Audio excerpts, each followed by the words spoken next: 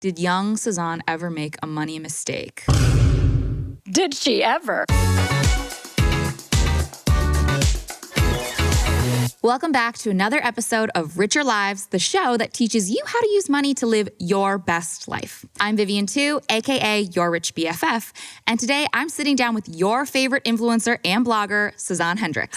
Hello, my Rich BFF. I am so excited to dive into the conversation, but quick refresher for those of us who may not know you. You are the OG influencer blogger, you're a podcast host, and the co-author of A Real Good Life, Discover the Simple Moments That Bring Joy, Connection, and Love with your husband, Stevie Hendrix. I mean, is there anything that you won't do? Anything that you haven't gotten into? Oh no, there's a lot of things that I still need to learn how to do. I'm 35 years old and I still can't swim. There's a list of those personal accolades and things I want to accomplish. But, in terms of getting to do what I love every single day, I can genuinely say that I'm pouring into that. And I get to do it with my husband, who's my best friend.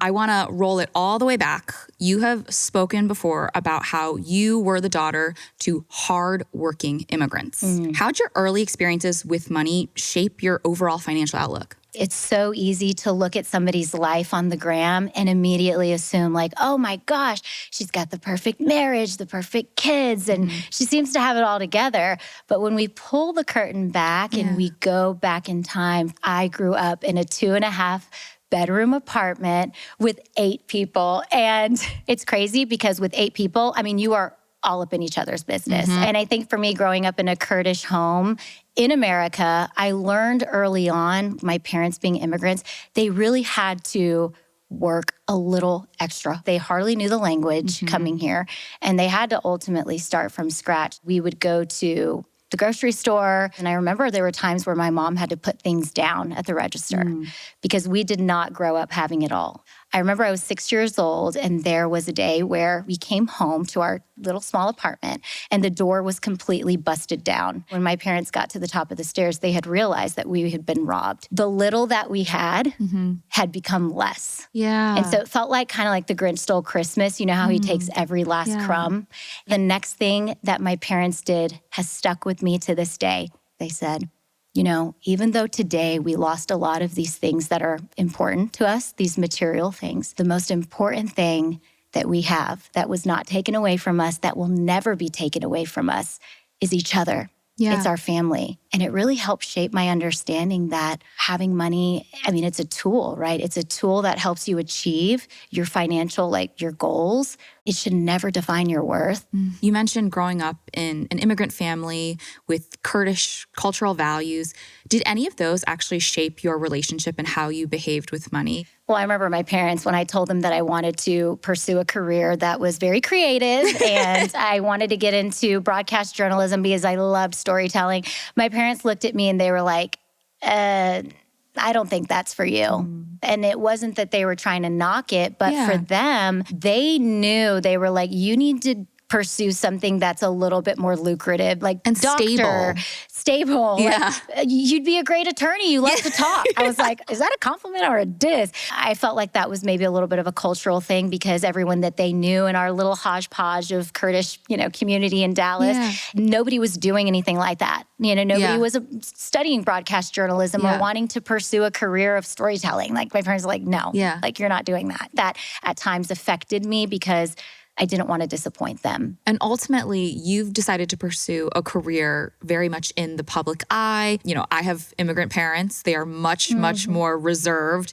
How was it like bridging that gap between generations, across cultures, of being like, hey, I can actually make a living sharing myself with the world? My parents, even to this day, we laugh around the table when I go and visit them because they're like, we still don't quite understand what you do for a living. It's more of a let's show, don't tell approach with my parents because then they'll worry and they'll get in their head. My mom will call me sometimes and she's like, have you eaten today? I'm like, Mom, I'm 35 years old. Of course I've eaten today. And I've got 3 kids, of course. And she goes, okay, I just want to make sure you're taking care of yourself. They obviously now see that it's very serious. I've been doing it for almost 12 years and they see the success that has come with it. But I always tell people who are starting out in something, when you're passionate about it, but you can't necessarily see the destination, but you feel called to pursue it. Listen, there's going to be so many people close to you in your circle, and even people who love you that may not understand the stirring that's in your heart, but you have to continue to listen to that and to continue to chase it.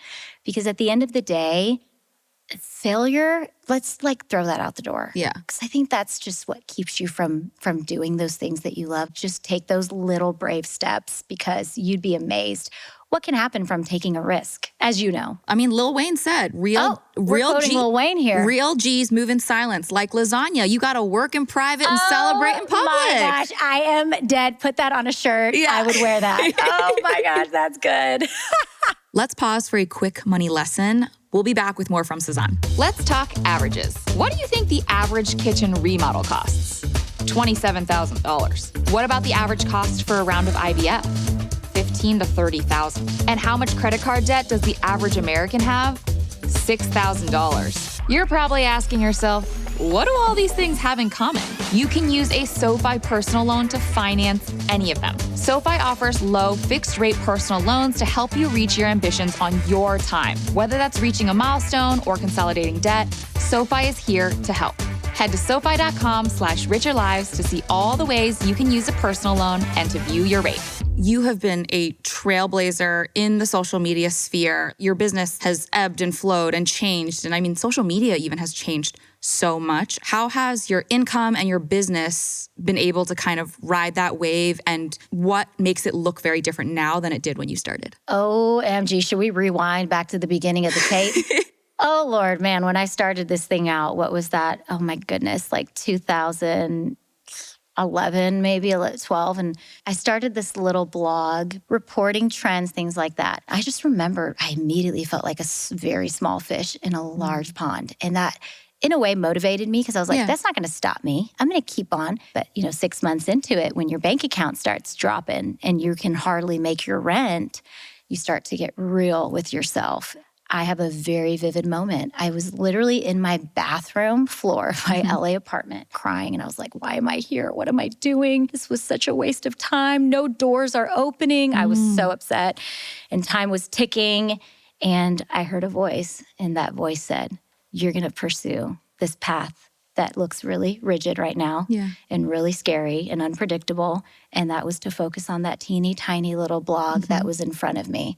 And my immediate response was, oh, heck no. I do not want to do that. How is this lucrative? How am I going to actually make this a thing? But I kind of had to obey that calling. I felt like I needed to. What else did I have to lose? And it was literally 3 weeks after that when I started meeting the right people, started connecting with bloggers at the time. They didn't call them influencers.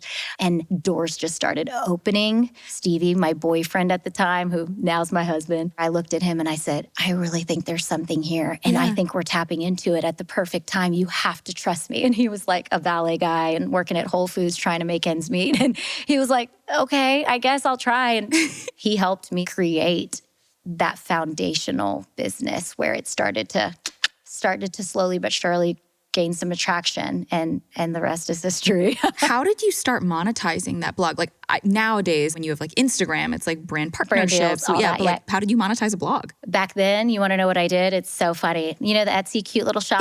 Yeah. There's so many cute mom and pop shops on there, and I would message these little mom and pop owners, and I would show them my profile. I've created this really ratchet pitch deck. Me and Steve were like, let's put together like a 3-tier service.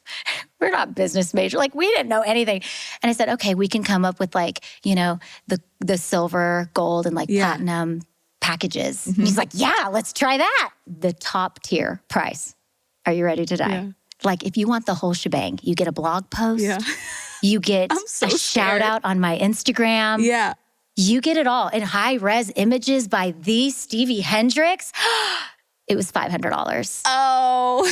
That was like the top of the top, the creme de la creme. Everybody started saying like, oh yeah, we'll do the 500. That's 500. And then Stevie looks at me and goes, I think we need to like change our prices. You know what I mean? And it was this sort of like, we're really testing this thing out as we go. And as we started to build a little bit of a rapport and a little bit of a resume showing our portfolio now on Instagram, the first brand deal that came knocking on my door, and it was actually for $500, but it's by a retailer we all know and love. It was Target. Yeah. Target had just sort of started dipping their toes into influencer marketing.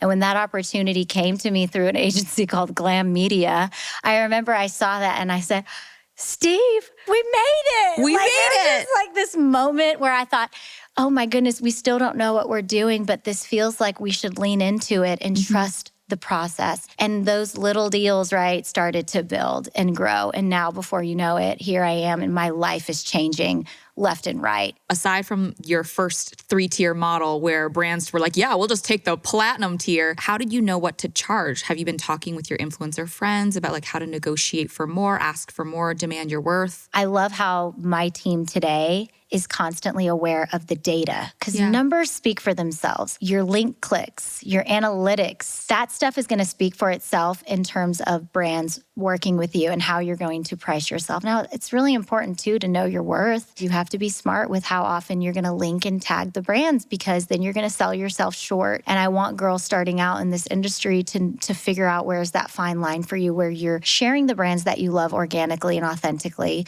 but then to also know your worth and to not do everything for free. Yeah. Because honestly, like what you have is valuable. And then to know that every little thing comes down to a contract. So you have to have an attorney because they will help you look through the little fine with a fine-tooth comb, all of the little details that are added on. Like if they want whitelisting and they want exclusivity, like you can't wear this other brand for 7 days, there's fees for that. And so having a team that knows what they're doing so that you don't have to be that person and you can just show up and do the fun part, like the creating of the content, that makes me perform even better, knowing that I'm covered. You know, my team's got my back there. So how'd you figure out what to do? I mean, you talk about like making the tiers and then doing the giveaway to actually help with your actual growth and engagement. Like that is so many brands right now. It's like influencer strategy. Like they hire somebody to do that. Like how did you know to do that as two people who didn't have expertise in this space? This space wasn't even a thing. You invented it basically.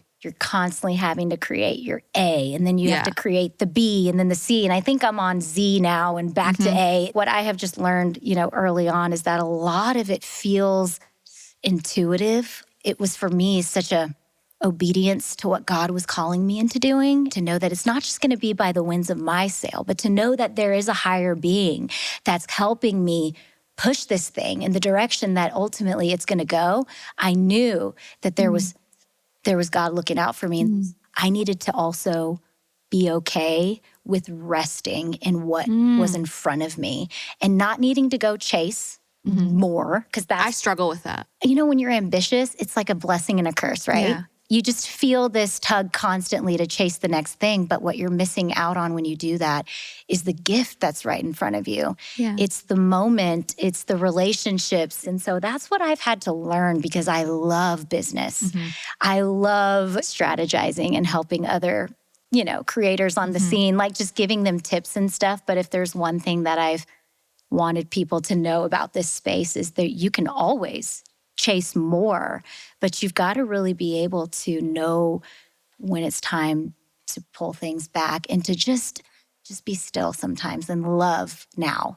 What's your least favorite thing about being an influencer? Because I have a thing, but I'll tell you after I hear yours. Okay, well, where do I start? I mean, you can love your job, but there are parts of it that just, I think my least favorite part is when, you know, I feel like it consumes my mind and I can't turn it off. Yeah. My online community, we have such a connection, as crazy as that sounds. And I feel almost sometimes responsible like a mama bear. Yeah. You have a baby that you have to check in with every day. And there's days where I'm just like, I'm tired, but I still need to show up because this is my job. What is yours? I have to know. Maybe this is because I'm earlier in my season of this job and this career, but I feel like sometimes I'm only as good as my last piece of content. Ooh. And I'm always running on this hamster wheel to make more. And sometimes there's just bursts of creativity and ideas that come to me in the middle of the night. I'm like rolling over, typing in my notes app, like, don't forget, do this tomorrow. And I do that too. It's so easy to make content sometimes, but sometimes you're looking down into an empty well and you're like, well, I still have to put a video out today. Yeah. I don't have anything. Yeah. And we put pressure on ourselves, don't we? That pressure doesn't go away when you think, oh, well, I've been doing this for so long now. Like I've quote unquote arrived. Like I have yet to like feel that. It's almost like you have to be a little counterintuitive while that hamster wheel tells us like nothing's going to go out today unless you show up and you put it out there. There's also this power in letting go and resting. Yeah. That FOMO that sometimes we feel like this fear of, well, there's 20,000 other girls that are now going to come on the scene. And it's a very competitive, right, sport in a sense. It's this beauty in knowing I'm enough. Whether I show up today and I give it my all, or today the best that I can give is maybe a workout and maybe checking a few emails because I'm in the thick of motherhood right now. I'm like drenched in motherhood. We have those days and those are just as powerful and I think necessary in discovering like your richer life. I remember there was a day where I was like, oh my gosh, I have to shoot a million things and I have to do all the stuff and I have to check all my emails. But something told me walk away from it all and let it burn today. It felt very uncomfortable and very unnatural to me. But it was that day 3 new opportunities just pop up on my inbox doorstep. I constantly have to tell myself that though, because it is easier said than done. Yeah. Easier said than done, definitely. Hold that thought, Sazan. I want to go over another important aspect of getting your money right. Did you know that 1/3 of people know more about a celebrity's net worth than their own? Hello, it's time to know your own net worth. And luckily, it's really easy. Said simply, your net worth is what you own minus what you owe, aka assets minus liabilities. That's the formula. But let's be honest, hunting down all your balances, property values, and calculating this yourself sounds low-key exhausting. Luckily, apps like SoFi exist to help you easily track your net worth. Because if you don't know where you're at, you can't really get to where you want to go. Just download the SoFi app, connect to your accounts, and start keeping tabs on your net worth today. You are a treasure trove of wisdom, but I want to know, back in the day, while you were building this, did young Sazan ever make a money mistake while building this business? Did she ever? Oh man, how much time we've got. I don't know if it's just the way in which I was raised. Like I was definitely raised with loving parents, don't get me wrong. But like my parents had to flee a genocide to come to this country. Right. Despite their trauma, they still gave me a very normal childhood. But they also taught me early on, you've got to be tough and you've got to prove your worth. Yeah. And that's been something in the recent years that I've had to go back and really work on and really debunk that lie. I don't think you have to prove anything. You don't have to prove your worth when you are already enough. Like you were created to be exactly who you are and to know that like despite your bank account, despite your career and what you do for a living, like you have to rest in your identity and who you are first. I've made decisions out of fear or I haven't moved out of fear. I've been afraid to take risks because I'm afraid to fail. Back in 2016, I started my first, outside of the whole influencer thing, my first business venture. And that was called Bless Box. And it was a subscription box. I enjoyed knowing that I'm creating something separate than this whole influencer thing. But I didn't prepare for a little beautiful blessing that was going to come knocking on my door. And it was an unexpected, exciting pregnancy. You know, my husband and I were going to be expecting our first baby together. And that was right when we launched this venture. That pregnancy was like, whoa, that caught me by surprise because it was so hard. It wasn't like when the movies make it all cute. Yeah. Like you got a cute little bump. No, it was like, whoa, who am I? What am I doing with my life? I felt all the feels. I was no longer like mentally able to give all of myself into the business that was Bless Box. And I remember trusting business partners and people that were on board to make those decisions for me. When I would voice things that I felt like were so my North Star and why I wanted Bless Box to be a thing, a lot of the times they were like tucked under the rug or they were not valued or heard. And I just remember telling Stevie constantly, I was like, why does this feel like I made a mistake? We were seeing thousands of subscribers a month and it was this amazing, fun thing to do. I said, why do I feel like I made a big mistake? He was like, it is okay to pivot. It is okay to say, hey, we're going to lights out on this. And it's okay to change your dreams and to change some of your passions. When I had that talk with him, it was like, oh, yeah, you're right. This isn't the end all. It gave me the permission to be more authentic about the things that I wanted in my life. And so while the money in that business was like doing great and there was so much potential in the future of that subscription model, I just had to walk away from it because it just was not true to me anymore. If it's not something that makes your heart sing, it's okay to take a step back and to reprioritize a little bit. Have you ever had to make a decision like that that's come at the expense of your financial picture? That's such a good question. I'm so blessed that Stevie and I, we are collaborative in every sense of the word. Like our approach to our finances is also very much collaborative. It's very mutual. It's very transparent, very clear communication about, okay, what is the smartest thing that we need to do right now? And so we really weigh out all of the pros and the cons. And so for us, we always notice like there is going to be a little bit of a risk and a loss at times. But something that has given us peace is knowing that we've been very smart with how we've managed our finances over the years. Like we truly do not live above our means because that's just not who we are and how we were raised. And honestly, what I have learned is it's very important to sit with your partner and to say like worst case scenarios, like have those transparent conversations, looking at the numbers and saying, okay, if God forbid, let's say you couldn't work for the next year or whatever, really looking at those numbers and figuring out, okay, how can we pivot, tweak, budget, all of those little things in seasons when we're about to make a big transitional move, we've had to really look at that and be completely transparent. That collaborative approach, it's in everything that we do. He is not a guy that has one foot out. Yeah. We are both so dialed in. And it's, I think, really helped us grow our business. It's helped us grow our dreams together. And then we really sit and we talk about things like, okay, what do we want to plan for in the future? And how much are we spending this month on groceries? Yeah. Like, let's be real. He has been with you since you were down bad, Through crying in the thick and LA bathroom. Like you guys have been together through a lot of different seasons, hard ones, easy, fun ones, but he's been with you through this whole journey. When did you guys start talking about money with each other? Oh my goodness. It was probably when we were dating and he was just like, I'm just letting you know that this dinner is going to be a Groupon. I'm like, wait, what? Okay.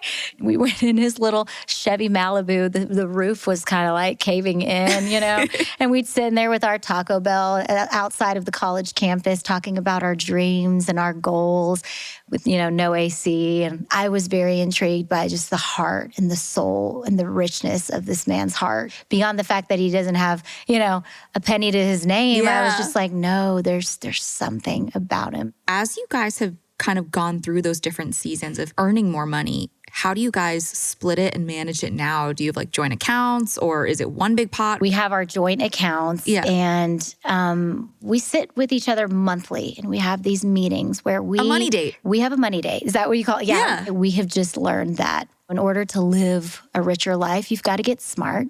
We've had to dial back a little bit and really look at our spending. I've had to be brutally honest about things with him and vice versa, where it's like, do we really need this subscription? For me as an entrepreneur that's still paving my path and brick by brick building this like purpose and this dream, I need the security and reassurance that every month I like to see how much are we spending on groceries? How much am I allowed to spend when I go out with my girls? Like, I like seeing the numbers, but I'm not somebody who's going to sit and manually with a calculator do all the things. And so it's amazing to have tools, obviously, like SoFi that have really come alongside our lifestyle to help our family, like make those smarter decisions so that you don't have to think about it. And so that you can enjoy your family and you can enjoy your craft and your career and know that you're covered. It's a hotly debated topic. You do feature your kids in some of your content. How did you broach that conversation and decide that's something that you want to do with you and your husband? We have talked about it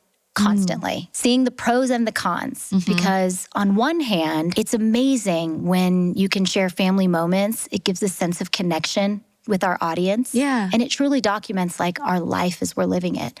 But on the other hand, you have to sort of really tread it carefully and be cautious. And I think for us, it's been understanding their consent and their comfort levels with certain things and figuring out for our family, what do those boundaries look like?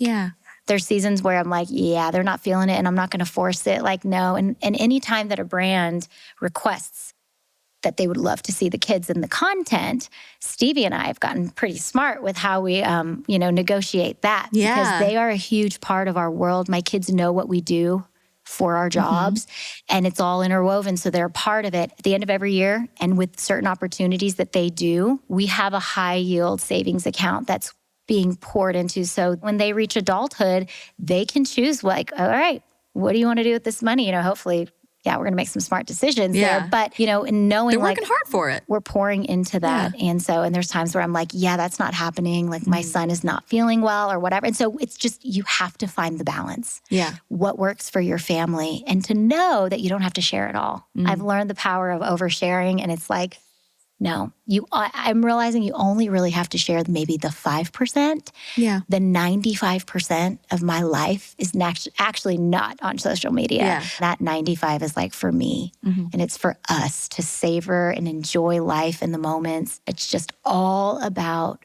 balance and doing what's right for your family and not to feel shame and scrutiny, You mentioned a richer life. What does a richer life mean to you today? It's really not about what you have on your shelf. It's not the accolades, the metrics, the larger than life things that you've achieved, but the more success that I've tapped into monetarily, really, man, I want time with my kids. I want time back. I want this moment to stand still, and I want to be present here. And I also want to just be content with what I have. You could have it all monetarily, but I've been in those places and spaces too, where you see the A-listers, you're in the same room as them, and you're like, whoa, this is crazy.